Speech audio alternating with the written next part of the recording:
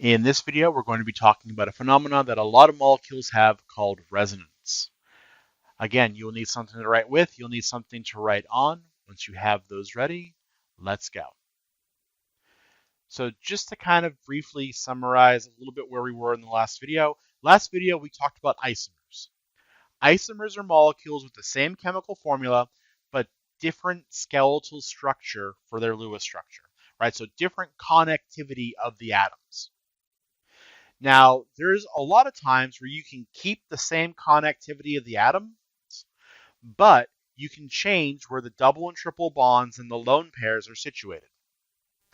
Right? When you can do that, these molecules exhibit resonance, and the different structures that you can draw are what we call resonance forms or resonance structures. The key thing about resonance is that resonance makes the electrons that are involved in this structure delocalized, meaning that those electrons that can be moved around like that don't belong to any one atom or any one bond. They belong to that entire region. So those electrons are free to move about. That has a huge effect when it comes to determining the stability of a substance, because the more resonance something exhibits, the more stable it generally tends to be. Now, one thing when you're drawing resonance is that if I ask you to draw a Lewis structure of a substance that can exhibit resonance, you have to draw all of the possible resonance forms and connect them with a double-headed arrow. So on the next slide, I have an example of the nitrate ion. Nitrate is NO3 with a -1 charge. Right? Nitrate, as we can see from here, exhibits resonance. The nitrate ion, I can move that double bond to any one of the 3 oxygen atoms. And likewise, what that means is that the electron pairs can move about as well in order to compensate for where I put that double bond. So the nitrate ion here has 3 different resonance forms. Now notice, the Lewis structure says that the nitrate has a double bond and 2 single bonds. Here we're going to get into one of the other kind of detractions from Lewis structures, which is that it doesn't always show how things have experimentally been determined. Okay, so like we just said, nitrate has 2 single bonds between nitrogen and oxygen atoms and a double bond between a nitrogen and an oxygen atom, no matter which resonance form we choose. The problem is that when we actually experimentally measure the bond length and the bond energy of all 3 bonds in that molecule, we find out that all 3 bonds are exactly the same. Right? Again, we would expect a double bond to be shorter than a single bond. But in this case, all 3 bonds are the same length. We would expect a double bond to have a higher bond energy than a single bond, but all 3 bond energies are the same. And they all happen to be somewhere between what you would expect for the nitrogen-oxygen single bond and the nitrogen-oxygen double bond. Why is that? Well, this gets us into a concept called bond order.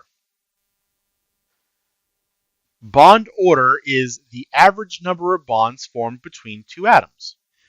Now, if it's a normal Lewis structure, it's fairly easy. A triple bond is bond order 3, a double bond is bond order 2, a single bond is bond order 1.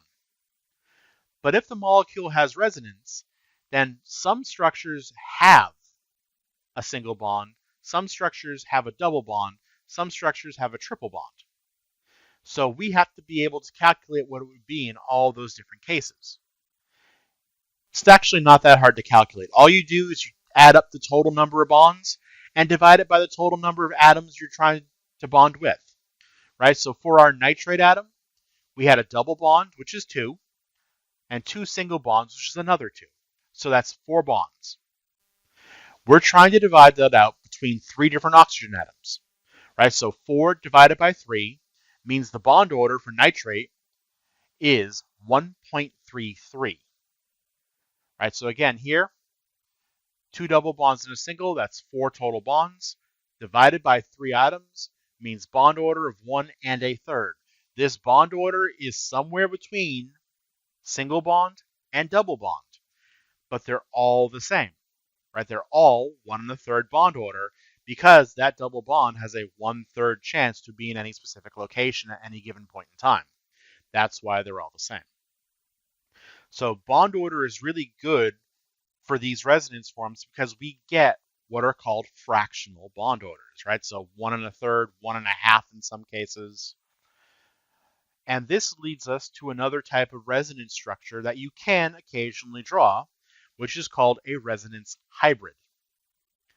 A resonance hybrid is a Lewis structure where all the delocalized electrons are shown using dashed lines, right? So dashed lines means a partial bond.